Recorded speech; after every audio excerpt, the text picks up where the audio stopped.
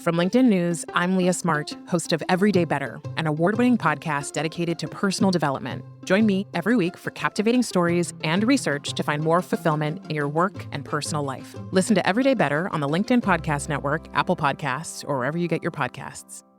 Break language barriers instantly by translating up to 44 languages in real time with the HP AI PC, powered by the Intel Core Ultra processor. With the right tools, work doesn't have to feel like work. Learn more at hp.com/AI PC.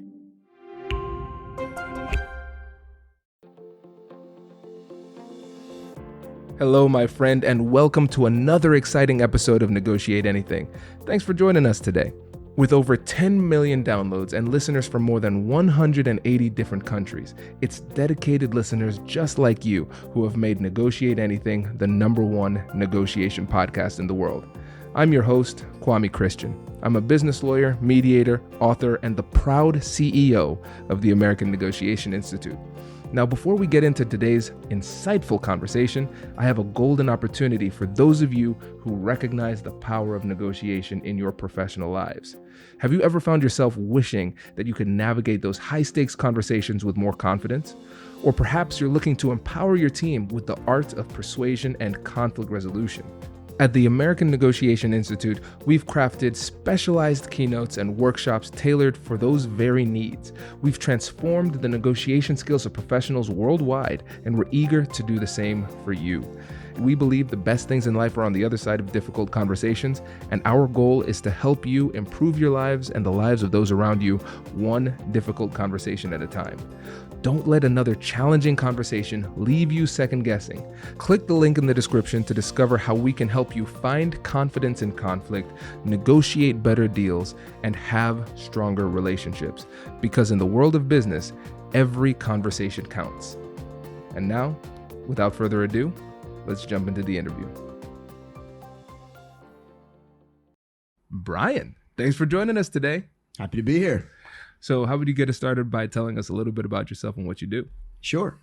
Brian Calabro, live here in Dublin, Ohio, not too far from the director here himself. I'm a director of sales for a global packaging company located here in North America. And we are very large provider of all types of flexible packaging, kind of all across the gamut of packaging in general. So, listeners, just full disclosure, Brian and I are buddies, so we're neighbors, and we're using this as an opportunity to hang out in the middle of the day and also talk about things that we like to talk about. So Kai and Brian's son Adrian, they're best friends. They've on soccer teams and flag football buddies, teams, classmates, crushing the competition. Right. It's been fun. And so today we're going to talk about cultural intelligence in negotiations. And this is something that's really important, but I think not talked about enough. And I mean, I have to take some responsibility for it. We have 800 episodes, and I think we've talked about it like 3 times.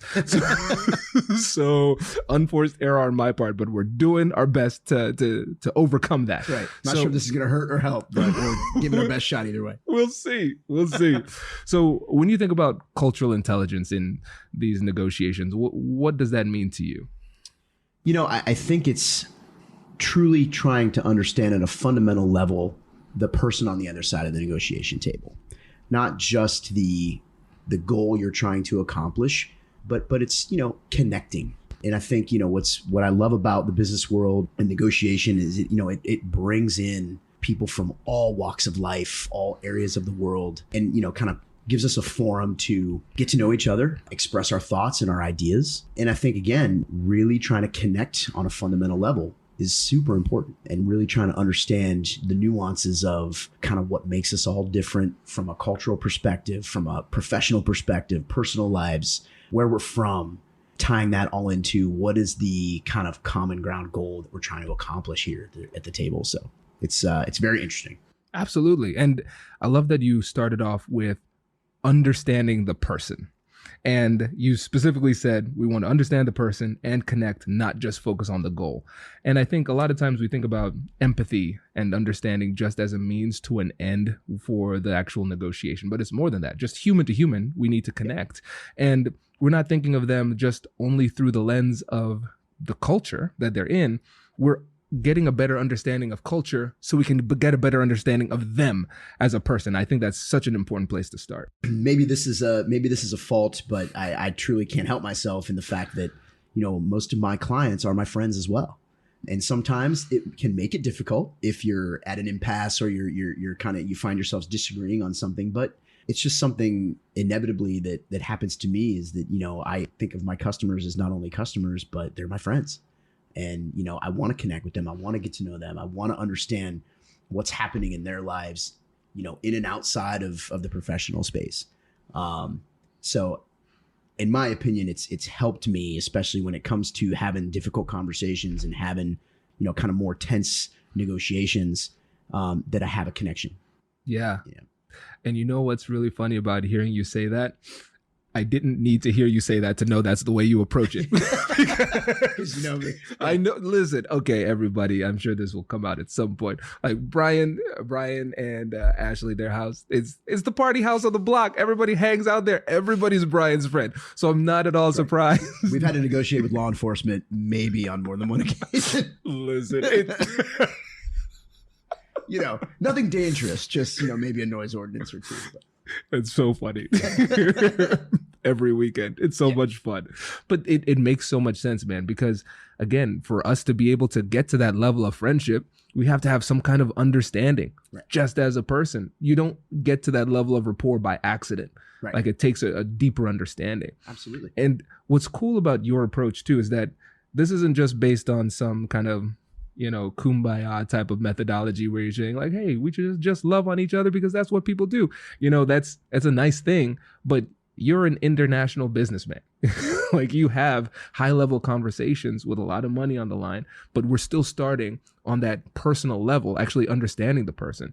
And one of the things we were talking about before is that when it comes to your level of cultural intelligence, you've had to earn it through the school of hard knocks, through experience. Can you tell us a bit more about that? Absolutely. Through personal experience, professional experience. But, so in my career, I've had the luxury of, working in the packaging industry is interesting because it kind of exposes you to all different parts of the world. Just by the sheer nature of what we do and who we do it for, you can find yourself in some really interesting places and meeting really interesting people. So I've had a couple of experiences in dealing with some colleagues from Europe and just knowing it, well, not knowing at the time, but knowing now, just how much culture plays into the way people perform and behave in the business world. And you're truly a function of your environment and where you're from and who you are as a person. So one example in dealing with some colleagues from Great Britain, from the UK, I didn't know that, typically business setting over there, they like to chit chat for, 10, 15 minutes before any business is actually discussed. And, if you skip over that part, it's rather offensive to them. And so, as Americans, I feel like, we're always in a hurry and we're always tied really hard to our agendas and we're stacked with meetings and, we kind of want to cut right to the chase and jump right into the, to the meat of it.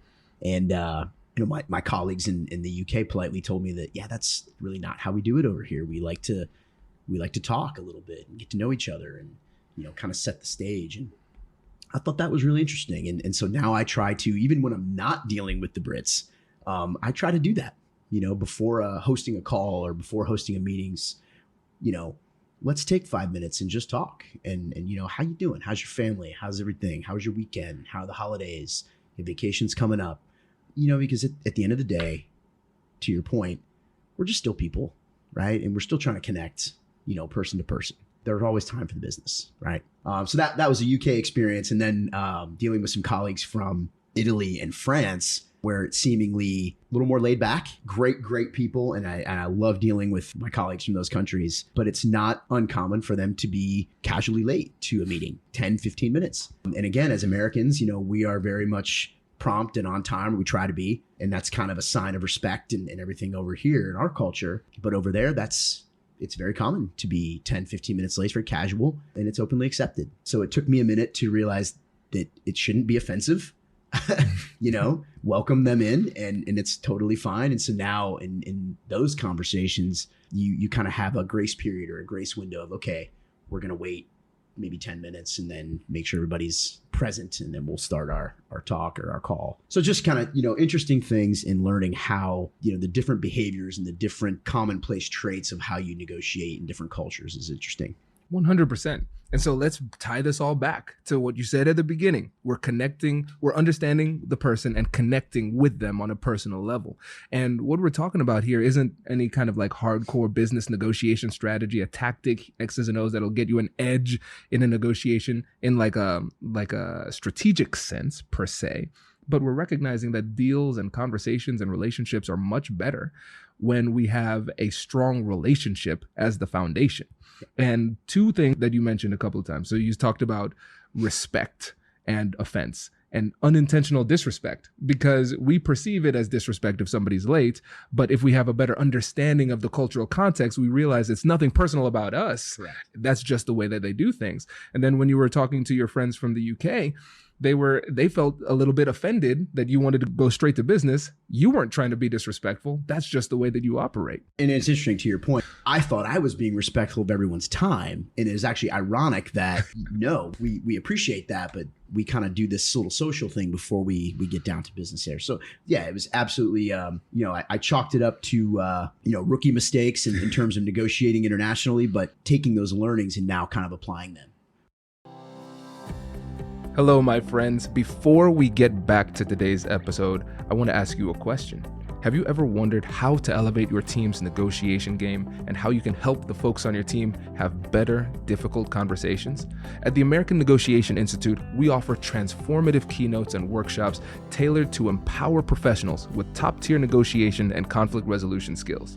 Whether it's a keynote for your next event or hands-on training for your team, we've got you covered. Don't just negotiate. Master the art with the American Negotiation Institute. Click the link in the description to find out more. Elevate, negotiate, and succeed. Introducing the HP AI PC, your powerful AI assistant. Easily search through personal files, gain valuable insights, and make smarter, more informed business decisions. Unlock the future of work today with the HP AI PC, powered by the Intel Core Ultra processor. With the right tools, work doesn't have to feel like work. Learn more at hp.com/AI PC. So yeah, I mean, it's extremely valuable. And I think at the negotiation table, the more you can be self-aware and prepare ahead of time for who are the parties involved and where do they come from, what is their setting, what is their work setting, just kind of helps ease the tension and kind of let everybody kind of drop their guard a little bit, set everything on a nice vibe, to kind of kick things off. Absolutely. I think it puts everybody at ease. 100%. And let's talk about self-awareness too, because I think it's underappreciated when it comes to this, because a lot of times especially when we think about challenges that we have with cross-cultural conversations, we think about it in terms of the right way versus the wrong way, but we don't take the time to realize like, hey, I'm in a culture as well. And there's a way that I just happen to do things too. No, it's a learned skill, in my opinion. It's having self-awareness in all aspects of life, right? And, professionally and personally, and just making sure that, you're aware of the message you're sending out, and you're aware of, what you're receiving from the people around you and the setting and the environment that you're in. And, you and I obviously were talking before we started this, kind of joking around. We both like fitness. We're fitness guys, right? We like to work out. And it's kind of like the difference between walking into the yoga studio or walking into the weight room. The common goal between the two is fitness, but their approaches to that common goal are very different. And I think, you have to have that level of self-awareness to know, okay, as a guy who spends a lot of time in the weight room, when I walk into that yoga studio, my sheer physical appearance might be a little intimidating or a little off-putting to the crowd that normally hangs out there. So maybe I dial my intensity back a little bit, make sure that I'm smiling a lot and make sure that I'm, friendly and not grunting as I'm going through my workout. The things that you might do in a weight room that are completely acceptable, might be a little off-putting to the yoga studio. And then like vice versa, when that person who probably does a lot of yoga walks into the weight room, they're probably feeling intimidated already, and making sure that, you're not adding to that fear and that intimidation, as someone who's there a lot. I think it's important. And I think it's just, it all starts with kind of this basic level of self-awareness. 100%. I love that example too, because it shows us that culture comes in different ways. Because we think about big C culture, which is like geographic, nationalities, those types of things, where we have this country compared to this country. But then we have small C culture, which could exist within a community. The general way that we do things at a yoga studio versus at a gym, right? The presence that you bring is going to be different. Like at a gym, you're often trying to take up space. Yeah. And there's a bit more of a respectful, more community-focused vibe that is completely different in a yoga studio that you have to learn. Yep. And I think a lot of times when it comes to cultural intelligence, one of the most important things for us to know about it is that if you're culturally intelligent, it doesn't mean that you have all of the answers. It's that you are humble and self-aware enough to know that this is a point where you should stop and ask a question. Absolutely. No, I think it's having the ability to recognize I may be in a position where I can learn some things by asking some questions, or just stop talking and just listen. Mm-hmm. Right. And just kind of picking up on the behaviors of the people around me. And it's just, it's kind of checking that a little bit of that arrogance of, well, I know what I'm doing. I've been here before. This is where I hang out all the time. Take a little more observatory approach, and kind of take it all in, if you will. One of the things that you mentioned earlier when we were just chatting was the ability to kind of pause and kind of take the temperature of the room to understand. Essentially, it's kind of like a blend between emotional intelligence and cultural intelligence. Like every relationship has its own little culture in a sense, but then we also have to blend that emotional intelligence to recognize people's perceptions and their emotions are going to be different. We have to figure out what that is. And so like in a business context, when you're pausing to take the emotional temperature in the room and kind of get your footing to understand like where we are and where we stand, what does that look like for you? It's interesting that you say that. And there's a good example of that. So we were negotiating a contract for one of our large clients several years ago. And they're a great relationship. We've been doing business with them for quite some time. But they had merged with another very large company. And so as part of that merger, they were asked to kind of, elicit a full-scale RFP, all of their suppliers, bring us all in one at a time and kind of do a little sit down and kind of roll through, current terms and just, build the new contract, if you will. And I would like to say that we probably had one of the better relationships in their entire roster of suppliers. We probably had one of the better relationships, but they had to follow this protocol. And I could tell that they weren't real happy that they had to do it this way, but it was just what they were asked to do. So I remember being ushered into this meeting room, and, it's a fairly small meeting room, and we had way too many people in there for the size of the room. And it was just very stuffy and not comfortable, very formal, but very, very informal and uncomfortable at the same time. And it was almost kind of like trying to give us the feeling they didn't know us at all, when we knew that was not the case. Yeah. And so to your point, we're kind of in this discussion, and at some point we kind of lean back from the table and just, can we take a real quick break here? And just, let's go grab some water. Let's, restroom break, and just kind of break the tension in the room. And it almost kind of let everybody just reset a little bit. And then I ran into one of my clients in the hallway, and we were just kind of joking around. And I said, man, this is really weird, like an awkward feeling. And he goes, I know. He's like, we're placating them for what they're asking us to do, but thank you for bearing with us here. And, and again, the negotiation ended up coming out fine, but it was just so funny how they used that tactic to kind of squeeze us a little bit, if you will. And it just took a little bit of emotional intelligence to kind of get a read on everybody in the room and say, let's take a quick break here real quick and run out, take a breath, come back, wrap this up. And it worked. Mm-hmm. And it was kind of one of those things where you had to just observe to pick up on it. And it kind of, I think everybody in the room kind of sighed a collective relief, like, yeah, I wanted to do this, but I didn't want to be the one to ask. And so it was just like, you know what? We just kind of said, let's just do this. But yeah, no, so you sometimes you find yourself in those situations where you take the temperature, you read the room, you look at body language, you look at people's facial expressions, and you can kind of get a sense for, how's this going? Is it time to take a breather? or do we proceed? I think this is a great story for so many different reasons, because it perfectly demonstrates the blend between cultural intelligence and emotional intelligence. Because from working with the company, you understand the typical culture that they had before. Now there's the merger, you are sensing a difference, and then you're sensing something's off in the room. We don't exactly know what it is, but we know something's different. And it takes a lot of confidence and at the same time humility to be willing to say, hey, let's pause for a second. Let's just reset. Because like you said, some of your colleagues, they might have been afraid to do that because they feel like it might reflect poorly on them. Like, does it look like I'm unprepared? Mm-hmm. But the culturally intelligent thing to do would be to say, I need to reset. This is deviating from what I originally thought it was going to be.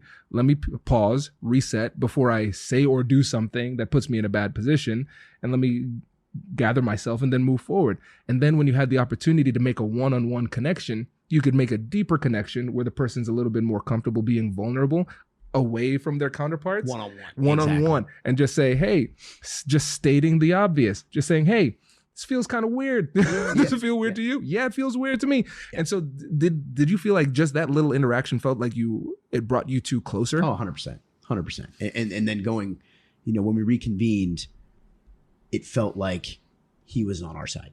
You know what I mean? Even though he couldn't, outwardly come out and kind of say that, I knew, okay, I got my guy back here. You know what I mean? He gets it. He's advocating for us. And I'll be honest with you, you have to also consider what is your credibility in that situation already with the client.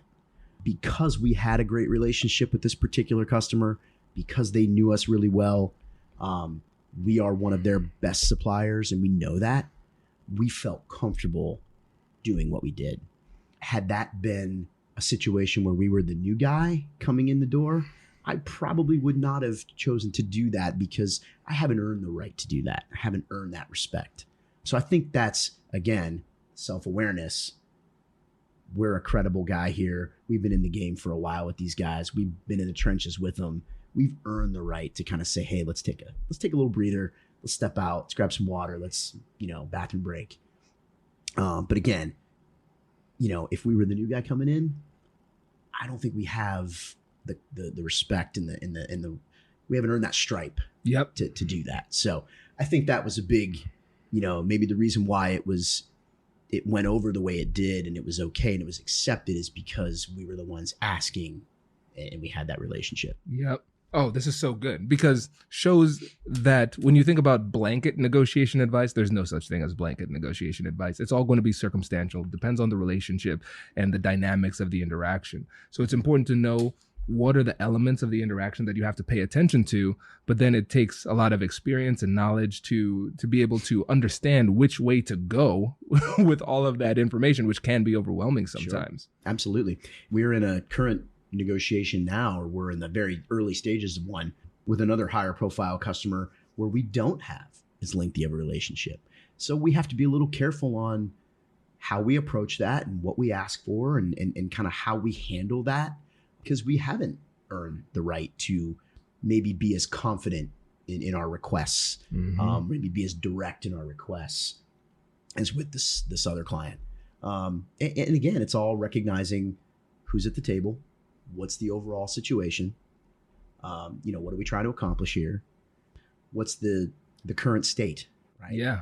And so when you think about blending all of these really foundational negotiation skills that are more like just human to human, the ability to connect, we have cultural intelligence that helps us get a better understanding of the individual. We're not just stereotyping them, we're understanding the cultural context and know them a little bit better, right? And then over time, you continue this iterative process, build more trust, and the relationship gets better. And then you get to a point where you can be a little bit more confident and assertive with your request because you've earned it, like you said. Absolutely. And so your negotiation strategy will change along with the depth of the relationship. 100%. And the deeper the relationship, the more assertive you can be with the requests because now the relationship is strong enough to handle that. Exactly. And I think it affords you the ability to take some liberties. Not in a disrespectful way, but it affords you the ability to take some liberties that you might not otherwise take. I would, in looking at a negotiation with a 10 plus year relationship versus, a 1 year relationship, there may be some requests and some things that I would like to either take out of the contract or add it into the contract that I feel comfortable asking for in that 10 plus year relationship. In the 1+ year, I may just have to kind of roll with, what's on the table until I've earned the right to make some changes. So, and again, I think it's just, having that awareness to know when it's appropriate to ask and know when it's not appropriate to ask. Yes. Oh, this is so and I think, good. And I think the client appreciates that. Mm-hmm. If they have any level of self-awareness themselves, they're going to appreciate, thank you for recognizing that you didn't have the right to ask. Yes. You know what I mean? Yeah. And so let's go deeper into this because it's so fascinating. So let's add a little wrinkle to this that doesn't exist, but just for the sake of this thought experiment. So let's say there's a junior salesperson who's following you and they see the way that you've interacted with a bigger client that you've had a 10 plus year relationship with. They're like, okay, yeah. So Brian made this confident ask. That's what I'm going to do in my next call with the person I just see met. where this is going. Yeah. Absolutely. And again, it's a great call out. And I think self-awareness comes with experience. Yeah. I've been doing what I do now for almost a little over a decade. And it took a while to get comfortable with that. Right. And I won't lie. Sometimes it's a title, sometimes at a certain title, you don't feel comfortable asking, and it may not be appropriate to ask for certain things. There are times when, we'll be in a context of something and I say, you know what, I think we need to add a little bit more horsepower to this conversation, or a little bit more horsepower to this meeting. I'm going to pull in a couple vice presidents here. I'm going to pull in one of my C-level suite, executives. It's all about appropriate, right? Mm-hmm. And who has the appropriate, kind of clout to ask for something like that. And it may be something where I know exactly what we need to do. I just don't feel comfortable being the person to ask for it. Yep. Right. And so, you're kind of playing the hierarchy game there a little bit, but in the business world, I think it's still a very legit thing.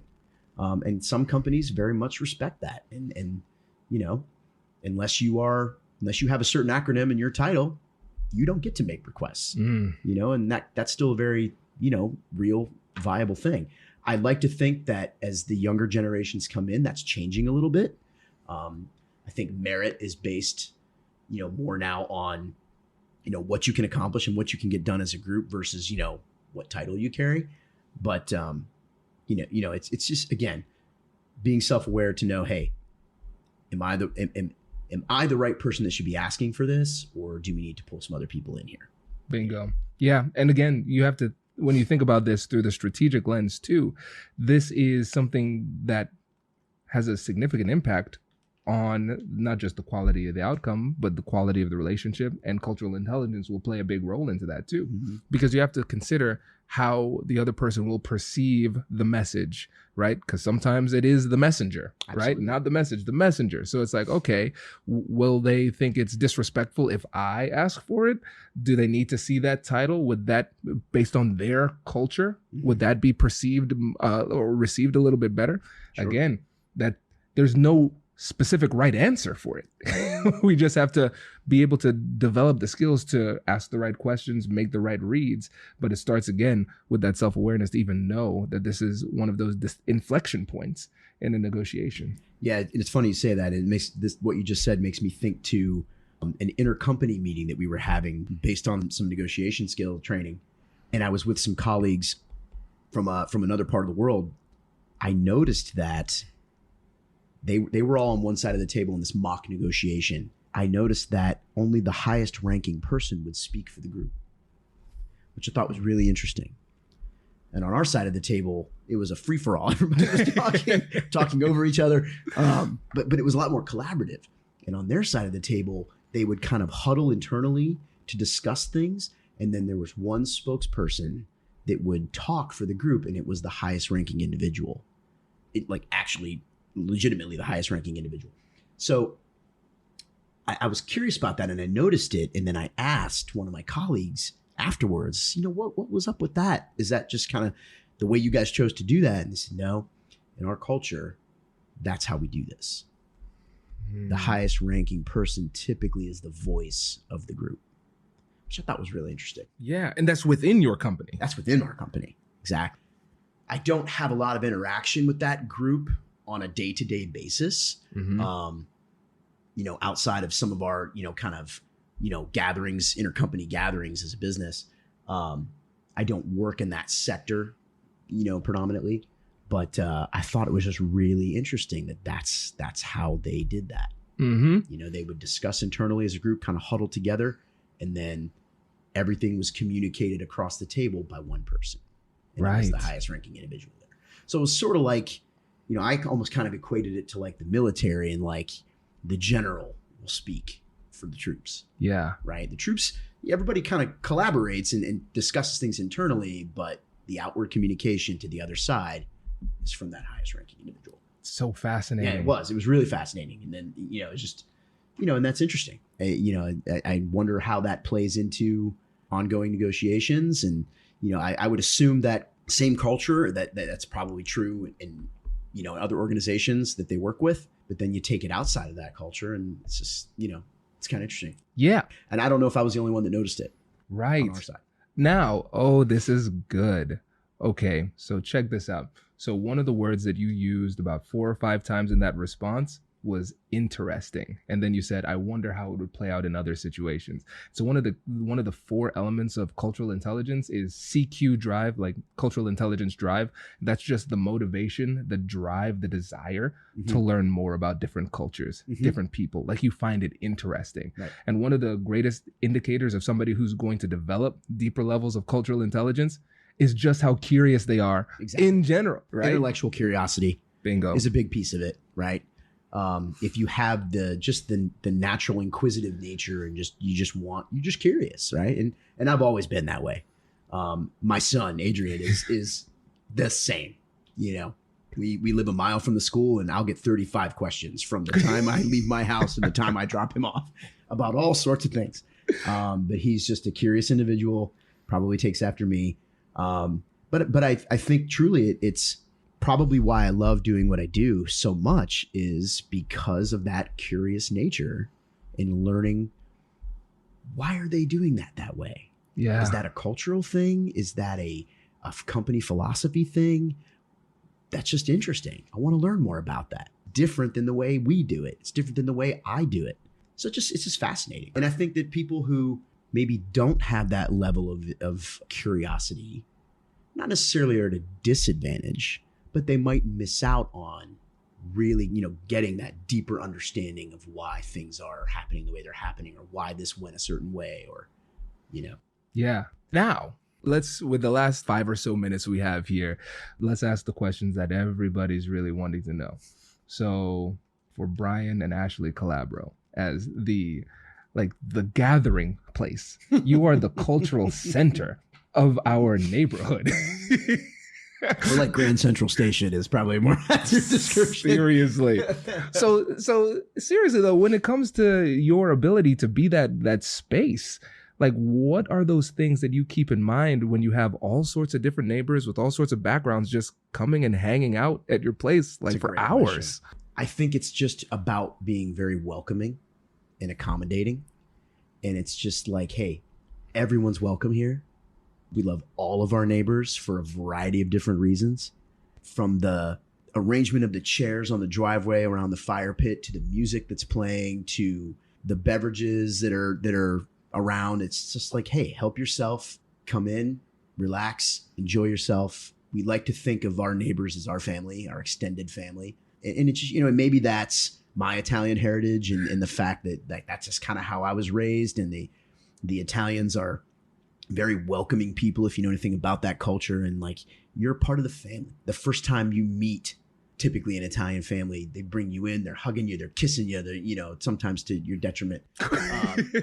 But that's just how they are. They're very welcoming people, and they want you to feel welcome in their home. So I think that's just an extension of kind of how we are, and we truly enjoy it. We love it. That's why we always are volunteering to kind of host the gatherings at our place and hope everybody comes down and brings what they want to bring and brings their unique personalities and stuff with them. Right. Man, it's cool. It's something I really admire. Now we're just going to have to figure out how we can stay, coherent enough to remember everything that we talked about. Because that's been a problem ongoing, at least for me. You're like, better at it than I am. But, we had great conversations. Don't remember a thing. Exactly. Let's have everybody back. We're probably having the same conversation over and over again because nobody can remember what the hell we're talking about.